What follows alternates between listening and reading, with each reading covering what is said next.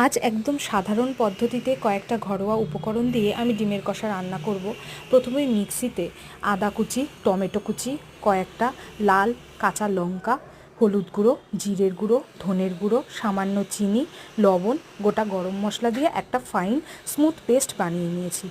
এরপর আগে থেকেই আমি কড়াইতে তেল গরম করে আলু ও ডিম সেদ্ধ করে ভেজে তুলে রেখেছি। ওই একই তেলের মধ্যে সামান্য চিনি ফোড়ন দিয়ে তাতে দুটো শুকনো লঙ্কা, একটা গোটা তেজপাতা ও সামান্য গোটা জিরে ফোড়ন দিয়ে কুচিয়ে রাখা পেঁয়াজগুলো ভালো মতন লাল লাল করে ভেজে নিয়েছি। তারপর রসুন বাটা দিয়েছি। রসুনের কাঁচা গন্ধটা একটু চলে গেলেই মিক্সি করে রাখা মশলাটি অ্যাড করে দিয়েছি। মশলাটা থেকে তেল ছাড়লেই ওই মিক্সি ধোয়া সামান্য একটু জল অ্যাড করেছি। তারপর ভেজে রাখা আলু দিয়ে খানিকক্ষণ কষিয়ে নিয়েছি। এরপর ভেজে রাখা ডিম অ্যাড করেছি। সামান্য একটু নেড়ে চেড়ে মশলার সাথে মিশিয়ে নিয়ে বেশ খানিকটা জল অ্যাড করে দিয়েছি। পরিমাণ মতন ঝোল অ্যাড করার পর ঢাকনা দিয়ে সেদ্ধ হতে দিয়েছিলাম।